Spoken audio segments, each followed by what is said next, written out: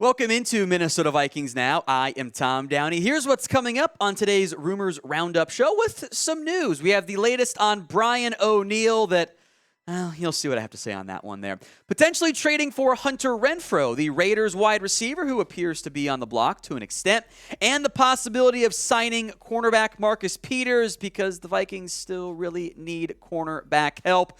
Now, our Lions channel here at Chat Sports, which has grown pretty quickly, I guess when you actually have a good football team for once, that tends to happen, got 396 likes on their last video. Let's absolutely crush them. Let's get to 400 and way beyond. Help us out by liking today's video so we can make the Lions hold yet another L.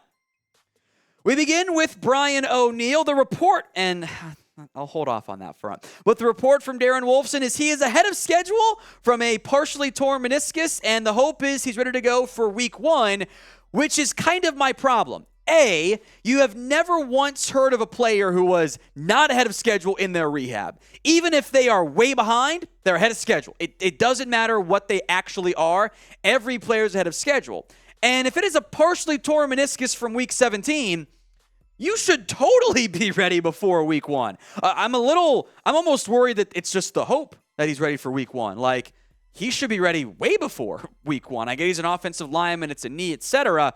Like, I'm frankly not that worried about Brian O'Neill because partially torn meniscus, he should be good to go for training camp as far as I am concerned. So it is news that, hey, he's ahead of schedule. At least that's what the report says. We wouldn't really hear anything else because that's just not how the information comes from O'Neill's camp, right? Like, that's where the information's coming from. They're only going to say it's positive. It's always he's had a fantastic rehab. He's super far ahead of schedule. He's doing great. Whether that's actually the case or not, because that's how the camp wants it to be known about their player. The Vikings, though, did miss Brian O'Neill when he got hurt last year. He has been one of the better, I think, success stories in terms of raw, upside, developmental offensive tackle, second-round pick out of Pitt, and it's worked out wonders for Minnesota. When healthy, Christian Darrisaw and Brian O'Neill are a fantastic 1-2 punch of tackle. It's some of the interior stuff that can occasionally cause issues for Minnesota.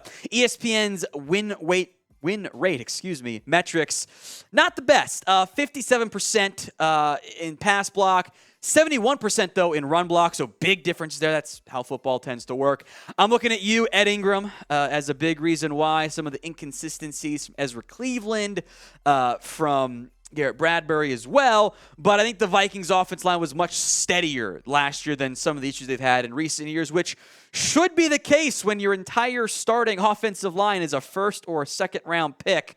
If it's not good, that's it's kind of a big issue there. So today's pinned comment is this. What Madden-style rating would you give the Vikings offensive line when healthy? 1 to 99, since Madden doesn't do 100s after all. If the ad break comes here on YouTube, take advantage of it. Head down there, let us know what you would give the Madden rating for the Vikings offensive line. Let's talk trades now. How about going after Hunter Renfrow? Some of the NFL blog boys out there, NFL Analysis was like, Hunter Renfrow to the Vikings makes sense. Does it? A little bit? Maybe. Renfrow has been mentioned in trade rumors because the Raiders are led by Josh McDaniels, and the McDaniels rule is I'm going to overhaul the roster, whether it's a good idea or not, because the Patriot way doesn't work outside of New England. If you want to run a more 11 personnel, if you want a pure slot, Renfrow does fit well in that role because he's just not big enough to do anything other than play slot receiver.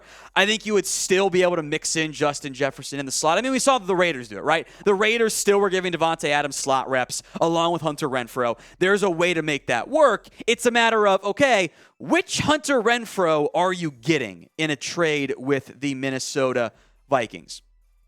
The one Raiders, the one who was hurt last year, had his worst year in a very, very long time. Is it going to be a situation where it's the 1,000-plus yard guy? Probably not for this team because he's not going to get that volume of targets. Can he get 600, 700, be a better third down option so you throw it to Renfrow on third down and not chuck it down on fourth down? And I'm sorry, Vikings fans, that was mean to me.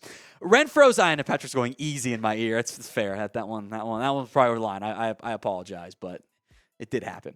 Renfrow's contract isn't that bad. bad. The Raiders would be better served from a contract perspective if they traded him after June 1st. Now, Vikings would only owe in that $6-ish million range. The savings made by the Raiders doesn't mean the Vikings pay more. It means that the Raiders are saving more on their salary cap in the short term. They still owe money in the long term there. So I would have some interest in Hunter Renfrow. I don't love this wide receiver draft class. Plus, if the concern is, well, he's small, all this draft class has at wide receiver. There's like 5 big guys. Everything else is undersized, sometimes speedy players. And there is value in the known commodity, and we've seen Kevin O'Connell maximize multiple talented receivers in the slot on the outside. I think it could be a fun addition. Maybe it's more of the Madden style one there in the end. So what do you guys think? You want to trade for Hunter Renfrow? Vikings have made comments about utilizing some more 11 personnel. Would only make sense if they want to do more 3 receiver sets to get Hunter Renfrow. So sound off. T for trade, P for pass in the comments section. Let's move now to Marcus Peters, the Ravens corner. Well, I should say former Ravens corner. He is a free agent, and at this point, I'm not sure he ends up back in Baltimore.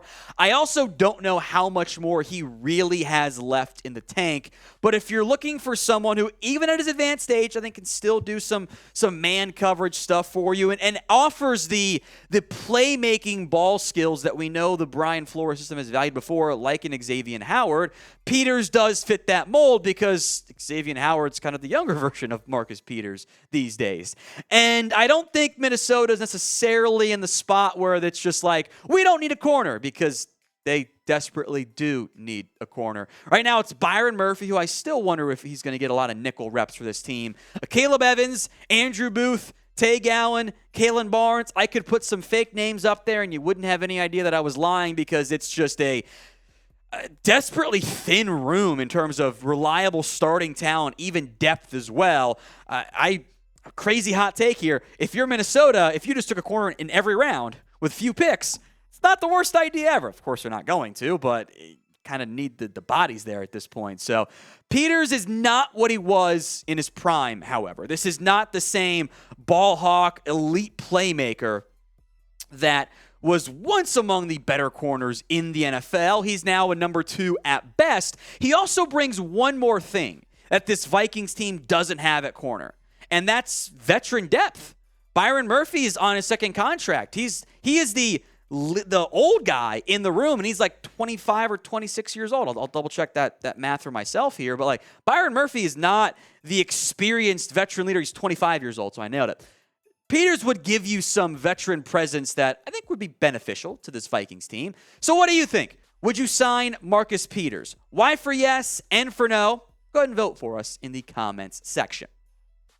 Peters is old, but especially if you wait until after the draft, depending on how the board falls for you, I think he makes a lot of sense there for the Vikings. Peters could also be the guy who waits to sign until after the comp pick deadline comes and goes, because that means the Vikings are going to eventually miss out on that kind of stuff, and I think Kwesi Adofo-Mensah will value that there. I do think there's this element too. I think Peters has maybe one more good year left, and I'm not sure how great he was last year either. So it is a short-term solution, but if you don't go corner in round 1, if you wait till your other picks on day 2, day 3, adding a veteran like Peters and a fairly thin cornerback class left in free agency does start to make some sense.